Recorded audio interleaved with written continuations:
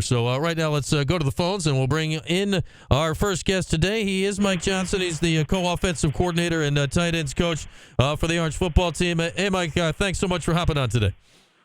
Thanks for having me. I'm glad to be here. All right. Glad to be here. And where do I have this correct? You're out in Vegas right now for a coaching convention or something?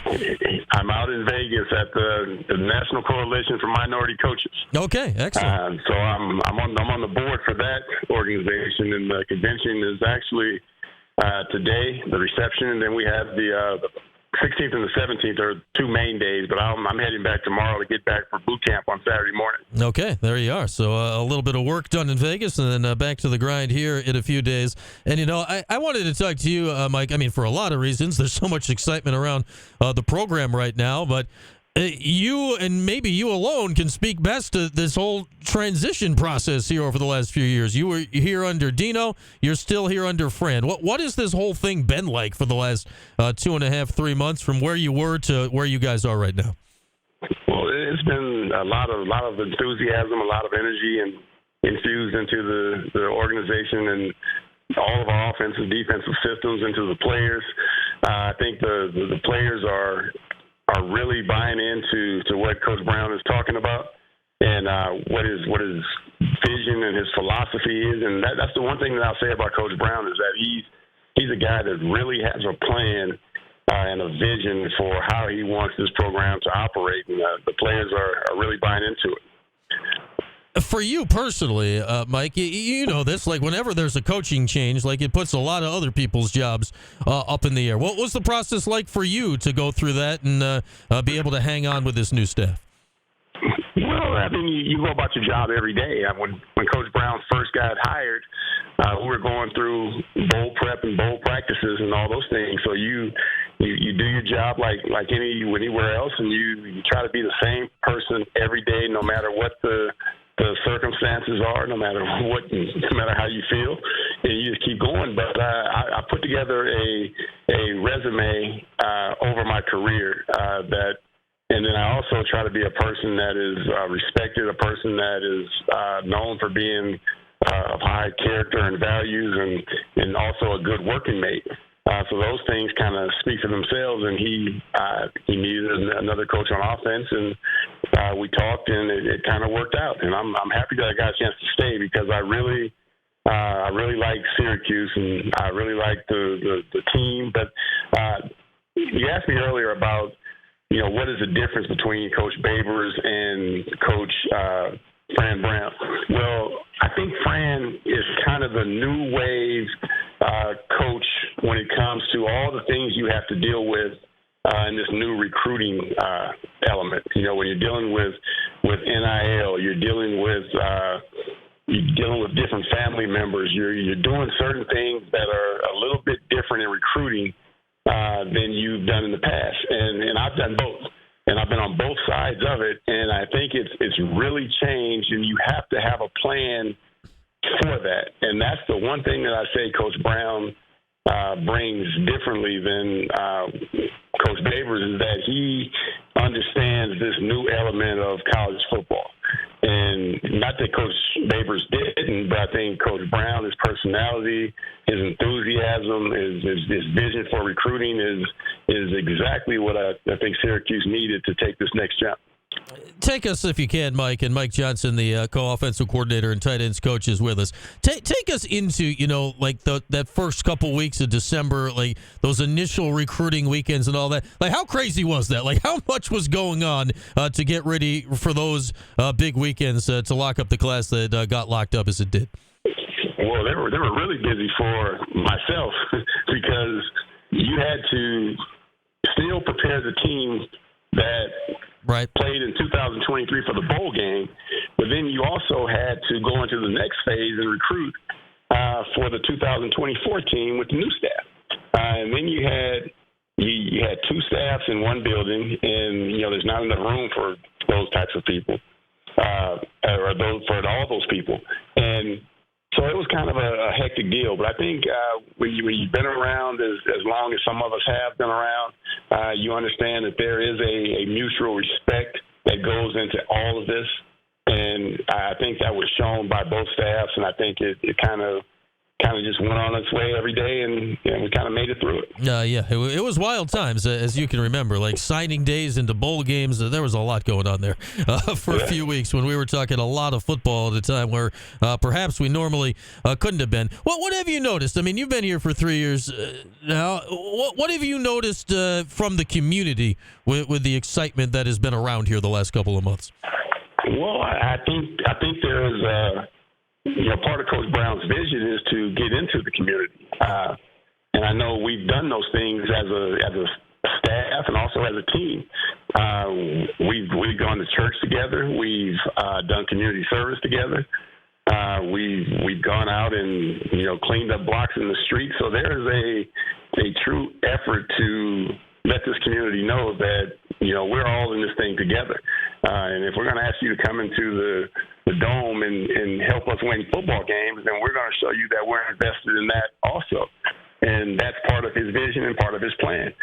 So I think there is a lot of excitement in the city of Syracuse right now. And, we haven't played any football yet. But, the excitement is definitely real. And it's not a fake thing. And it's something that we're just trying to put together and build that relationship and make it strong. On this new recruiting stuff, and you're right, Mike, man, there's so much stuff with NIL and the portal and all, like, it's stuff. None of this stuff existed. I mean, 2-3 years ago, it's changed this fast. When you go into it, I know every time we've heard from Fran, he's talking about, building relationships and all of that stuff. How important is that in the early going? How does that, I guess, mesh with the NIL aspect of recruiting? And how much has all that stuff really changed here in the last 3 years? Well, it's changed because now, before it used to be a thing that kind of hid in the background. Now, when they come into the head coaching offices, that is definitely on the forefront of a lot of the recruit families, the different family members. It's in the front of their mind. And it's something that has to be discussed and talked about. And, I'm not in those meetings, and I choose not to be a lot of times because those are conversations that has to be had by the head coach. That they have to be had by the head coach, and he's the one that has to determine all of that. So, I kind of stay away from that and stay out of that. But it is something that is real, and it's something that has changed drastically in the last 2 or 3 years. And you're starting to see head coaches now walk away from head coaching jobs and become coordinators in the NFL and coordinators at South Carolina and big-time FBS programs instead of being a head coach. And you never saw that before. Yeah, I mean, we've seen that multiple times, right? You mentioned the South Carolina story happened, I think, yesterday. Chip Kelly going UCLA to Michigan, or Ohio State, the other day, and Jeff Hafley leaving for the NFL. And you're a college guy for a long time. How much harder is it for a guy like you to deal with all that stuff? Or is it, as you said, is it mostly landing on the head coach? And for an assistant, do you get to go about your business in kind of the same way? No, we're all in it together, and we're all following the vision of the head coach. And I've always been a people person anyway. So I'm able to go out and build relationships with anybody, and that's what has made me a good recruiter in the past. And now you take those same traits and you take the vision of the head coach and you follow his plan. So it's not much different for me. I think you have to work at it a little bit harder now because you not only have to recruit the 2024 class, but you have to recruit your own team as well.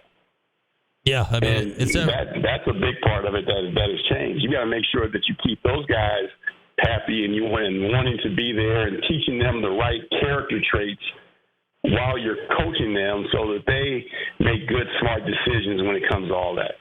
You talk about the vision of the head coach. Fran Brown came out day one and said, hey, we're not going to be afraid of going after any player in the country. We're not going to be shy away just because, 5 stars out of the reach of Syracuse or stuff like that. Have you noticed, Michael, here in the last, few weeks, now that, move on to future classes, are you seeing those top caliber recruits being more receptive, to when you reach out and try to talk to these guys?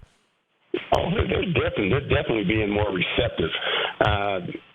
you look at some of the guys we got in our last recruiting class, the defensive linemen, the size and the girth that they have, and where they came from. I go out in the streets now, and I go to talk to big-time recruits, and they're hearing the buzz and hearing the things that we're doing at Syracuse now.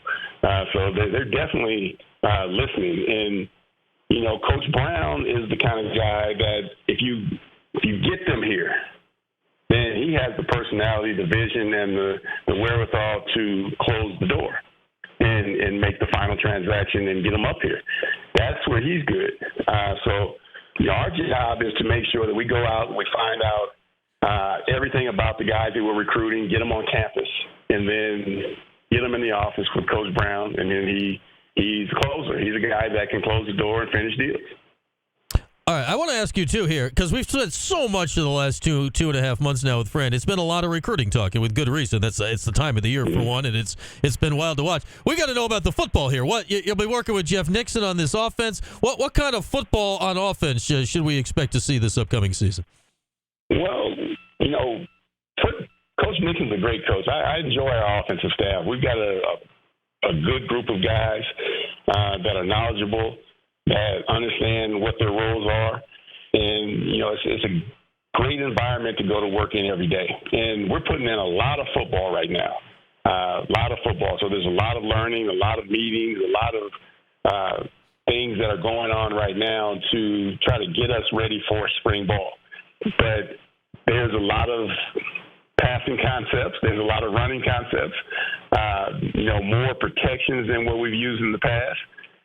So it'll be a good mix of good football. Now it's up to us to coach the good players that we have and get them to learn all of that and be great fundamental and technique teachers and teach them how to do what we're asking them to do and not just give them a play and put it on the board and now they go on the field and they make a bunch of mistakes because that's what wins football games. When you get down into the nitty-gritty, the last 5 minutes when it's time to close out a game or to win a game in the fourth quarter, it comes down to how well do you execute. So we're trying to make sure that we are the best fundamental teachers at our positions and making sure we put the offensive product on the field. Same thing going on defense. And, I know a guy you missed so badly last year was Oronde Gadsden because he did all of that stuff to the best possible way on this team the year before. How big was it, to find out he was coming back, and how many of these offensive plans are being built around his skill set for this year? Well, I mean, we're putting it's great to have him back, first of all. Great to have him back. He was our best offensive player 2 years ago. We didn't have him but a game and a half last year, and he was injured then. So I'm excited to work with him. He's a great kid. He loves to talk about and study football. He's a gym rat when it comes to that. And now we're just going to make sure that we make sure that he understands and knows all of his assignments and everything that he's supposed to do, and then allow his true skill sets to take over and come out without apprehension.